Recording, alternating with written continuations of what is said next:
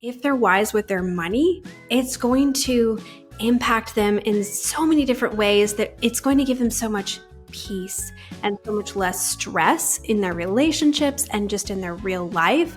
And it's really fun to see my 20-year-old because she actually just met with financial advisors and she's making her money plan and investing her money, and she's so excited, and she's saving up to buy a rental house. And like, to see her be so gung-ho about this when she's 20, and I'm thinking, no, I wasn't even close to that when I was 20.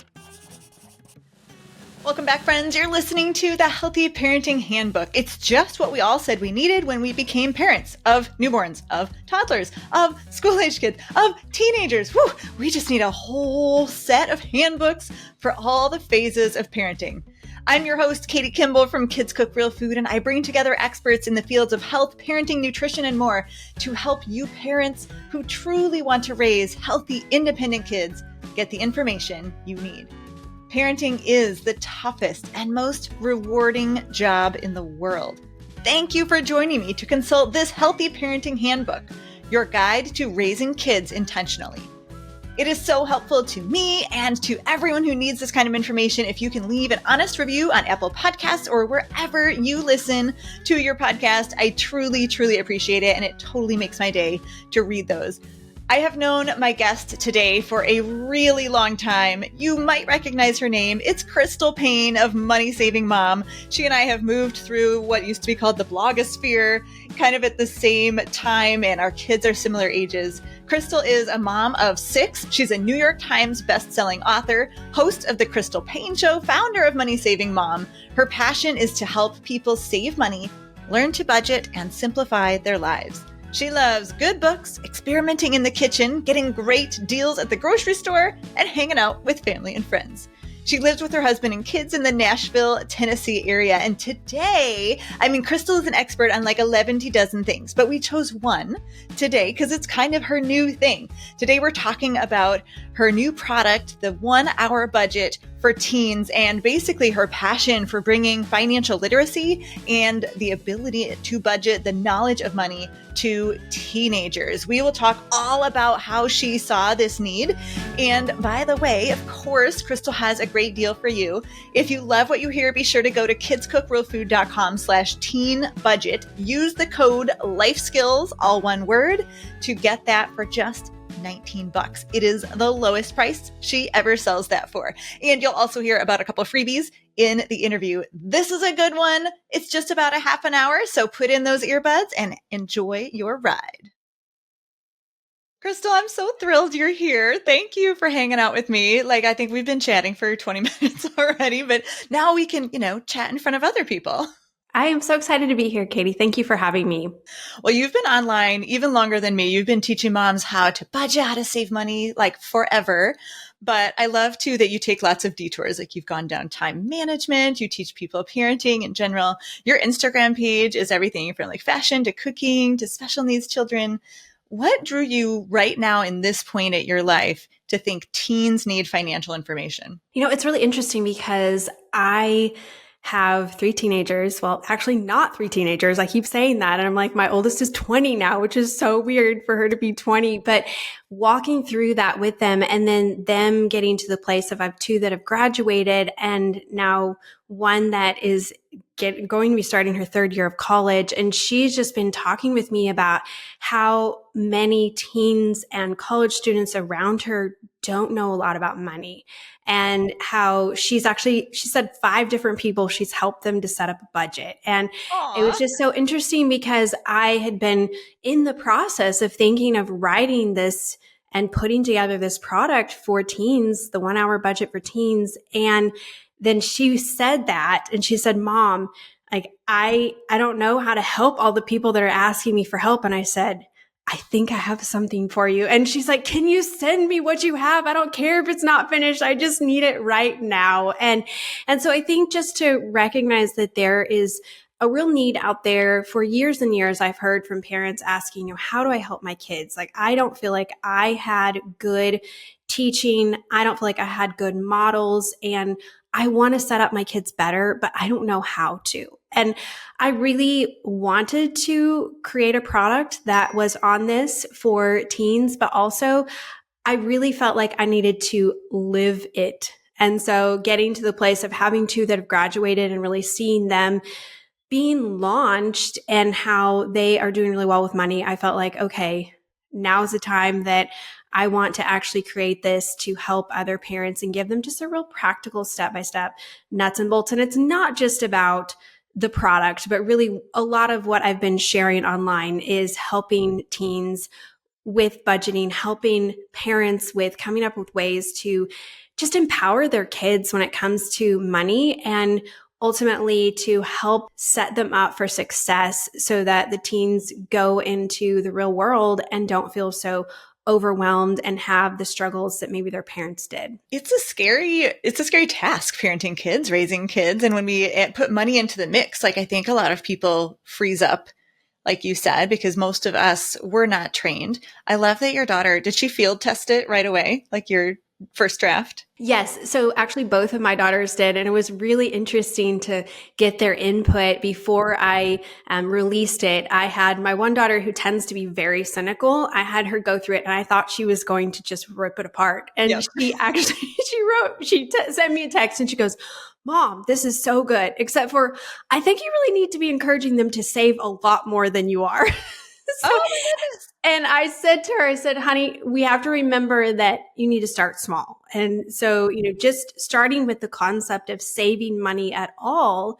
for a lot of people, I have learned that is a really foreign concept. And so if you can understand that when you're a teenager, that even just setting aside some money every single month, not spending every single penny that you make, that is going to benefit you in huge ways for the future. Oh, for sure, for sure. So now that you've got, these three older ones, what do you think is the most important money lesson you taught them? I feel like my heartbeat is teaching them that money is a tool and that really the ultimate goal is we want to be conduits. Like as a Christian, for me, seeing money as just a way that we can bless other people. And so really budgeting and being intentional with our finances for me is a means to an end. It is not the ultimate be all end all. It is a means so that we can give and so that we can really make a difference in the world. So that is my biggest hope and heart for my kids as they go out into the real world, that they see that it's not just about, let's be really wise with our money so we can have a lot of money, but let's be wise with our money so that we can give more generously. So starting with that, and I think really seeking to model that for our kids from the time that they're little, but then also helping them to recognize that if they're wise with their money, it's going to impact them in so many different ways that it's going to give them so much peace and so much less stress in their relationships and just in their real life. And it's really fun to see my 20-year-old because she actually just met with financial advisors and she's making her money plan and investing her money. And she's so excited and she's saving up to buy a rental house. And like to see her be so gung ho about this when she's 20. And I'm thinking, I wasn't even close to that when I was 20. And our heartbeat has always been that we would have kids who would stand on our shoulders, because really for us, it was standing on our parents' shoulders. We were blessed to have parents who really modeled wise financial stewardship for us. And my parents, when I was young, I was about 7 years old, they paid off their house and then saved really aggressively to be able to buy land in the country to then be able to build a house debt free. And seeing my parents walk through that really impacted me. And that was the reason that my husband and I set the goal from the time that we first got married that we were going to try to stay out of debt. And so we've always said we get to stand on our parents' shoulders, and we hope that our kids and our grandkids are going to take it even further. That's amazing. And obviously your parents didn't put up sort of a wall between their kids and their finances. I think a lot of people, maybe parents are making really good financial decisions, but it's not always visible to the kids. That can be a really invisible journey. I think, at age 7, the fact that you even knew that they had paid off their house or even what that meant, a lot of 7-year-olds are like, what does a dollar bill look like? I'm not even sure, they have like almost no financial aptitude. So that's for sure a goal of mine as well. Obviously, raising kids who are independent, who have those life skills. And it's so wonderful to have you as a resource and money as a tool. So good. You've probably seen this study. There was a study that showed that like happiness doesn't increase with money over like $75,000, which is not, that's not very comfortable living. I don't think for many parts of the country or many parts of the world, but money doesn't buy happiness, but it can do a lot of good in the world when you think of it as a tool. What about mistakes, Crystal? Now, so you kind of have these two sets of kids because you've got three teens, just were teens, and then you've got three littles, and it's got to be a really interesting parenting journey for you. Have you made any mistakes with the first set that you're kind of trying to edit out in the second go around here? Oh goodness, we've made so many mistakes. I feel like I get the amazing gift of a do-over. Like very few parents get this, and not that I get to do over with the same children. I just have to apologize and tell them I'm sorry. It was funny. My 20-year-old, she was back from college a few weeks ago, and she's like, "You guys do so many fun things now. We didn't do, and I was like, okay." But there was a season as she was graduating where we had these little kids and we were just kind of in the thick of that. And so I think she remembers that. So I'm excited that she feels like that. But I think when it comes to money, first off, I look back and I'm really grateful for some of the decisions that we made. And so saying, okay, I want to redo that. And so really starting young with teaching them about money.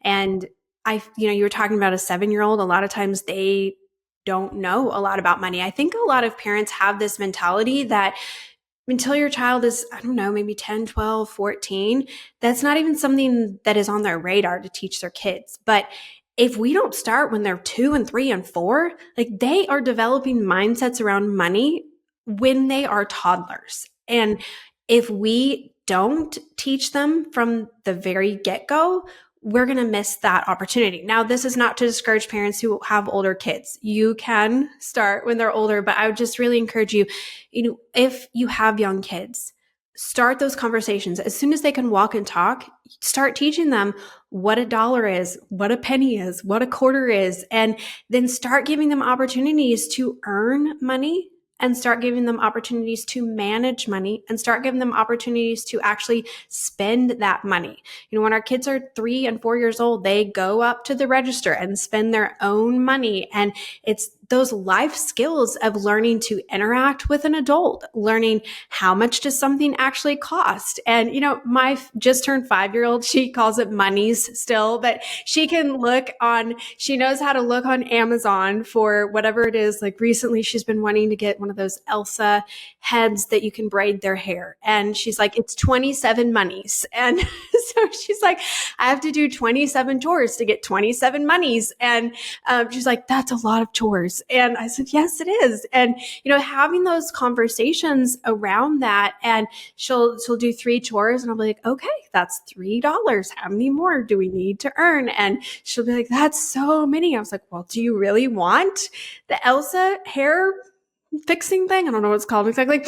Or do you could spend that money right now. You have $3. We could take you to the dollar store and you could spend. And so just having those conversations around saving money and what do you want to prioritize and all of that, it can start when they're really young. And you would be amazed. I know you know this, Katie, but like our kids are so much more capable and they understand so much more than oftentimes we give them credit for. And so that wasn't exactly mistakes that I made, but that's something that I am so grateful that we did looking back. And, as far as mistakes, I would say the biggest thing that we made the mistake of, we didn't teach our kids emotional language. And this really does connect with money.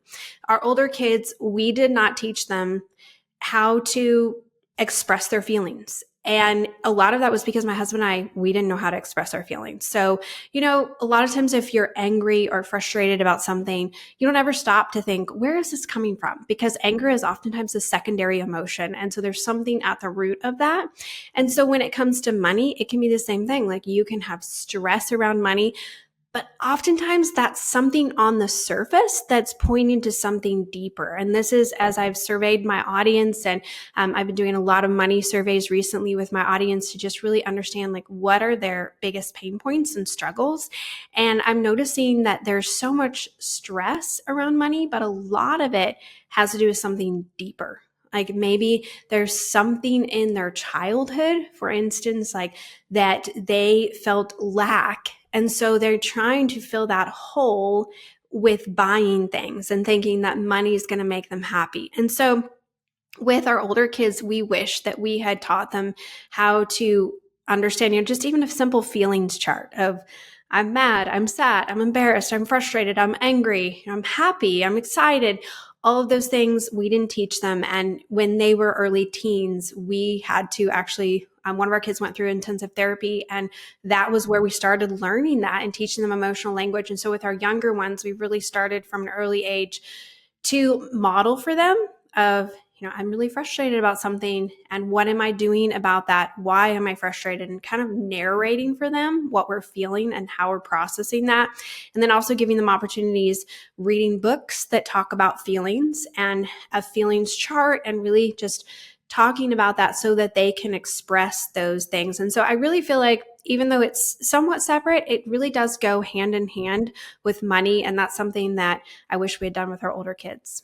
Well, that's very vulnerable of you to share. I mean, it's very Crystal Paine. You're like good with sharing everything, but thank you for that. I'm sure a lot of parents really needed to hear that today. You mentioned briefly that you've been surveying your audience about money and you see a lot of stress.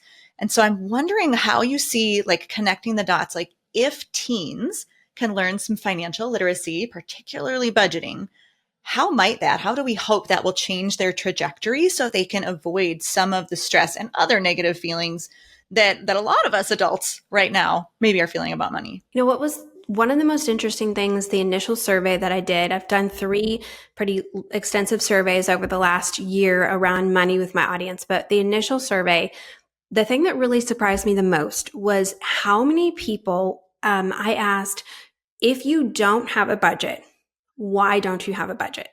And obviously, there was, I don't know how to set one up, or I tried and it didn't work, or my spouse isn't on board, all of that. But there were so many people who said, I just don't actually want to see the numbers. Like, I'm too scared to see the numbers. That was said over and over and over and over again. And I realized like that's a big problem. If we are not budgeting because we're too scared to look at the numbers. Yeah. Denial feels safer than what? Like bankruptcy? Like that is very scary. Yeah. Yeah. And so, and people, I just appreciated people being so vulnerable to share that. And so that's something that I really am digging into and learning more about, and creating some different content around that I'm going to be releasing, because I feel like that's so important. But so for me, I feel like teaching teens to budget when they're young is for sure going to save them, hopefully, when they're an adult, when they're 30, 40, 50, that they are saying, I don't even know how much money I have. I have no idea how much is coming in and going out. And I don't want to, because I'm too scared to look at those numbers. And I just think, if you don't ever look at those numbers, you are never going to get in a better financial place. And you're also always going to carry this stress with you because you don't have any idea. And it could put you in a really bad place as you are older. And, if you haven't prepared for the future, and that maybe your kids are going to have to bear huge financial burdens for you because you just didn't want to look at the numbers. And I don't want to shame anyone who is feeling like that, because I think, again, we were talking about the emotional language. There's much deeper things that are there. But I think, starting with the awareness of, I don't want to look at the numbers. And then I would say asking yourself, well, why? Like, why is that really, what is that? How long has that gone on for that you didn't want to look at the numbers? Has it always been that way? Or was there something that changed and shifted that made you start feeling like that? And then, what's one tiny little baby step that you can take to courageously walk through that door or peek through that door of, starting to have some awareness, because this is truly a gift that you're going to give to yourself for the future to understand where you are. And so I think that that's a big piece that we can give our kids if we actually teach them how to have that awareness now, start paying attention, start being intentional, and having a plan for their money. And I also think it's just going to empower them so much. Like, talking about my 20-year-old, like, she is so excited. After she met with the financial advisor, she called me up. She's like, Mom, did you know that in 5 years, and she's like telling me all this stuff, and she's so stoked about her money. And I thought, that's what we want. Like, we want them to be so excited about what they can do if they're smart now and they continue to stay on this trajectory of being careful and being intentional, where it's going to lead them in the future. We want them to be excited and pumped up about that. Yeah. What a juxtaposition. You just said many people in your audience are so stressed, they're afraid to look at their numbers. And your daughter is the exact opposite, that she's excited. And you know what? I mean, the younger kids are, the more exciting money is, because as soon as you learn about compound interest, you're like, oh, I am in the right age. I can actually make compound interest work for me, as opposed to, oh, we're coming up on our 50th birthday. Let's start to think about investing, like that is not nearly as exciting. So I get it. Parents are a little nervous to talk about kids. I know in my world, people said, Katie, I don't know how to cook. So like being healthy is really hard for me. And of course, they're not sharing that with their kids. We don't do with our kids that which we are uncomfortable to do ourselves. And so I think in your world of budgeting and finances, we're seeing the same thing. Parents are like, oh, I feel a little squishy about money and I don't really know what I'm doing. So what do you say to parents who feel those nerves? Like, I can't talk to my teen about finances. How do you encourage them? I think first off, to think of, what do they wish that their parents had given them? Like, what tools and examples do they wish their parents had given them? And to not let the fear of, I don't know how to, or I'm not good at, hold them back. And I really challenge people, when we say I'm not good at something, like, that is negative belief that is just going to keep us stuck. And so instead, say, I'm learning about this, or I'm becoming a person who is good with my finances.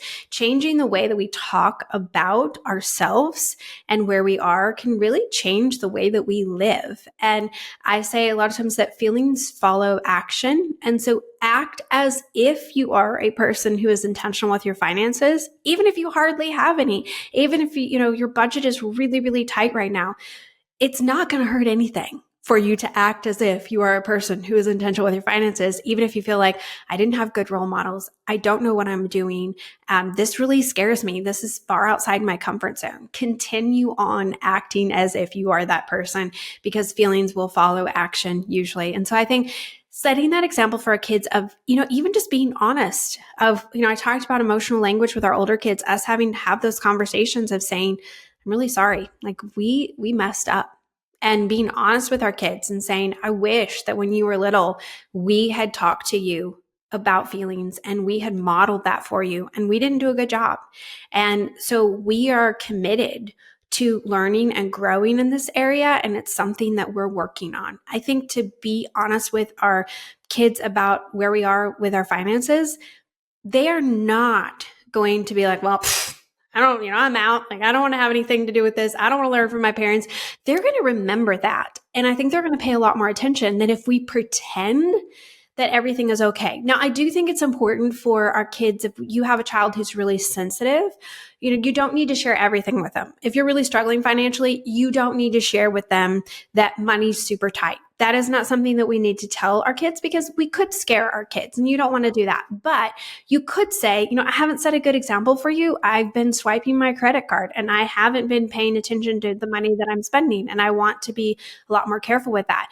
Or you make it exciting of like, we are going to start a new game where we are going to try to see how little we can live on, because we want to be a better, just better with our money. And this is something that we're working on and we're learning. And so what ideas do you guys have for this? And how can we work together as a team and work together as a family?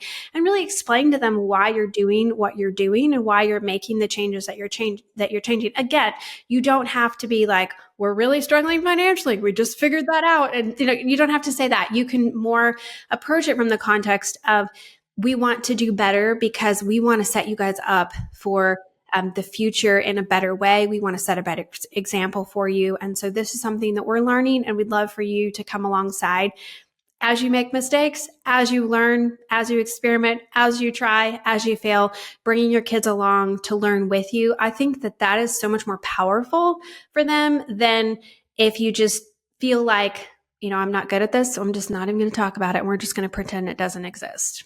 Yeah. And thank you for that reminder too, for parents not to share their stress with the kids, right? But to share our learning journey. I can see that team player feel really playing out, especially with a budget. Like, we have a budget for our groceries, and we're not going to go eat out this week because it just isn't in the budget. But we also have a budget for entertainment. And here's what is in the budget, right? Like, there's a lot of really positives and negatives when you set a budget. There's actually a lot of freedom in how you spend your money. I'm sure that's what you teach, because you actually know what's there and what's available to you, as opposed to this worry of like, well, I hope I'm not over budget. I don't know, because I didn't set one, But what about you, Crystal? How did you get so good at managing your money? You talked about your parents' good example. Did they do any direct teaching to you? So yes, I'm so grateful. Our parents, both my husband's parents and my parents, just did a really good job of modeling for us and talking with us. And actually, it's interesting because my parents have actually never lived on a budget. And so I find that really interesting, but they've always lived on significantly less than they make.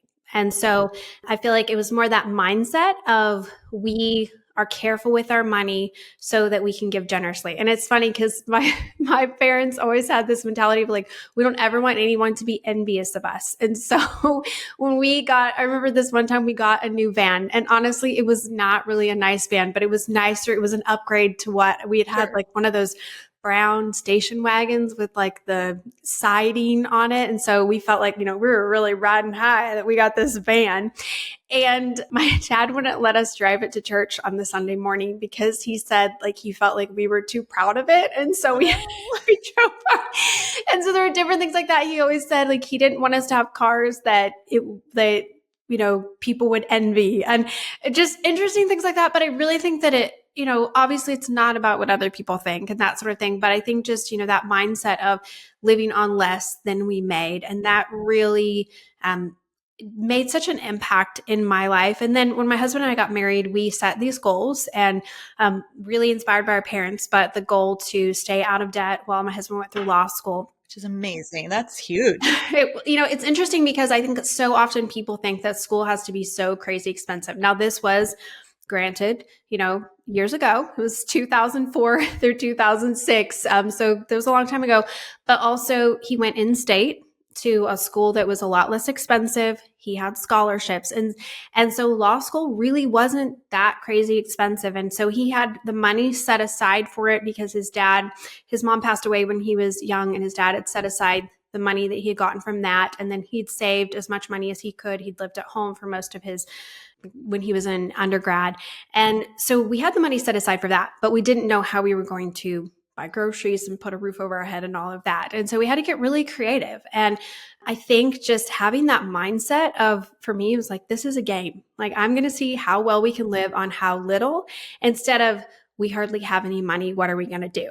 And just switching around how we approach things. It was so much fun for me. I mean, I learned how to play the drugstore game and get literally over $1,000 worth of hygiene products for pennies. I mean, it was like crazy. And then I ended up selling some of those in a garage sale and made even more money off of them. But, just coming up with creative ways to think outside the box when it came to meals that we were going to serve, and how we were going to stretch that one bag of chicken that we would buy every other week. And it was so fun for me for the most part. And yes, there were moments when we didn't know how we were going to pay the rent. We didn't know how the money was all going to work out, but God was so faithful, and we learned so much from that. And I hear often from people saying, I can't have a budget because I don't make enough money. And my thing is, you never can't have a budget. And even if the money doesn't work on paper, you're going to be in a lot better place financially if you try to stick with the budget than if you just don't have a budget. And so that was for us just really practicing those skills, learning contentment. Also, you talked about money doesn't buy happiness. And I think that's the thing, in those years where money was so tight and we did not have extra, I really learned that that's not what brings your happiness. And there was just this real deep contentment for me that now, even though our budget is completely different than it was and our financials are so different, I just am so content with what I have. And it's so funny because just the other day I was making something and I was saying something about I don't have a whisk. It was on Instagram. People were like, why don't you have a whisk? And I know, Katie, I'm sorry, I don't have a whisk. I did have one, but one of my kids took it to make a bubble bath, and I obviously then didn't put it back in the kitchen, and I never replaced it. But it's stuff like that. Like, I'm just like, well, I mean, I just make do with what I have. And I do that all the time. My mom, she'll buy me like hair ties and 1-cup measuring cups because she's just like, honey, you need these things. And I'm like, well, I can just make do with what I have. I have a 3/4 measuring cup. That'll work. I can just. I love it. You're such a great depression baby. Like, make do or make without, make it up. I've always actually admired that about you because I've watched a lot of other online entrepreneurs who started when we did become very wealthy, and they change. They change what they buy. They change what they teach. And you've always stuck with this, like, I'm still going to shop the sales. I'm still going to find inexpensive. I'm still going to not go get, ironically, you know what? We had those whisks covered in silicone and they started falling apart. So the only whisk I have is the one that my mother gave me when I went to college right now. So we can be whisk weirdos together.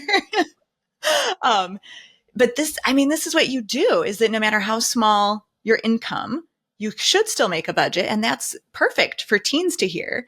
So tell us a little bit about your teen budget course. It's 1 hour budget for teens and a great freebie that you have too for like our moms and dads of teens out there. Yes. So actually in January of this year, we launched the 1 hour budget, which was for adults. And then that was where the idea came. I was like, you know what?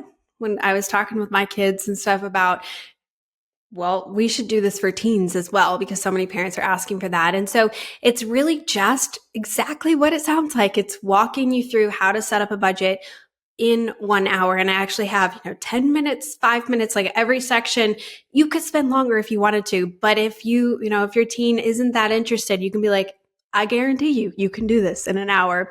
And so we have a lot of then bonuses and freebies and things that come along with it to really just help you with that. And as parents, we want to really empower you. And so one of the bonuses that comes along with the product is walking you through questions to ask your teens, how to approach your teens. If you have a teen who is like, I don't want to have anything to do with this, I have some tips for you, because guess what? I've had some teens. And so I have lots of creative ways to really open up the door for conversations. Food is a great way to do that. You know what? If you take your teen, whatever their favorite food is, or if you have, a child who loves to shop at a certain store, like taking them and doing that, there's something about that activity, instead of just being like, here, you're going to do this thing, but instead making it something that you're doing together and it's something fun and that you are really investing in them, that usually can open up the door for conversations. And so we really wanted to help you as parents and give you tools to be able to walk